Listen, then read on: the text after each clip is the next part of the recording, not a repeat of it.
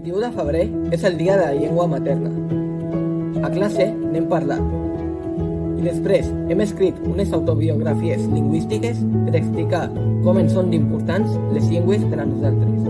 El dia 10 de març, nois i noies de moltes escoles de Ciutat Vella ens trobarem al CCCB per compartir les nostres feines. Celebrarem junts viure en aquests barris fets de moltes llengües.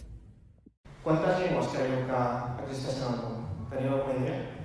El futur de la diversitat és complex perquè el 96% de la població parla el 4% de les llengües i el 4% de la població parla el 96% de les llengües.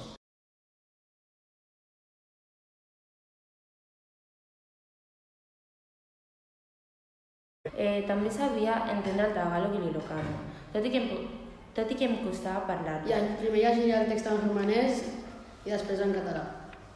El català, la llengua que parlo des que vaig néixer gràcies als meus pares que me la van ensenyar. Des de llavors, el català m'ha acompanyat i m'acompanyarà allà on vagi al llarg de la meva vida.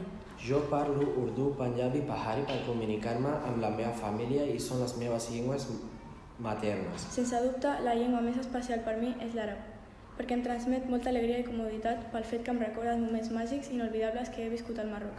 Bases শুনেছিলাম তখন বাসিস মিস করেছিলাম তখন আমি De jove no en sabia res de l'amor. No crec que tingués cap sentiment. Bé va dir Nelson Mandela, if you talk to a man in a language he understands, that goes to his head. If you talk to him in his own language, that goes to his heart. Estic vivint a Catalunya fa 4 anys i avui us llegiré el meu autobiografia, primer en bangla i després en català. La meva llengua materna, que és quechua. jo ja llegiré un text en la meva llengua materna i després en català. Es titula Tapainkom Paribarkon lagi maya banda matapurna quechua. Soc poliglota, perquè sé anglès, castellà, turc i finès, gràcies al fet que els meus pares me'ls van ensenyar una mica després de néixer. No sé quan, perquè no me'n recordo. La Marian i els seus companys venen d'una entitat que es diu Prollema. Què és Prollema?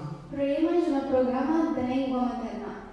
Estem fent formació per ser professors de nostra llengua materna. Per exemple, jo seria professora de Teresa, que no és la llengua, és una varietat de l'àrab, però per exemple, Zoher va ser professor de Masiah. Vosaltres sabeu què vol dir fer de llengües? Vol dir que tracta de les coses que nosaltres fem amb les llengües. Quines coses? Doncs cantar, llegir, parlar, escriure. Doncs jo pensava que volia dir que tots estem fets de les llengües que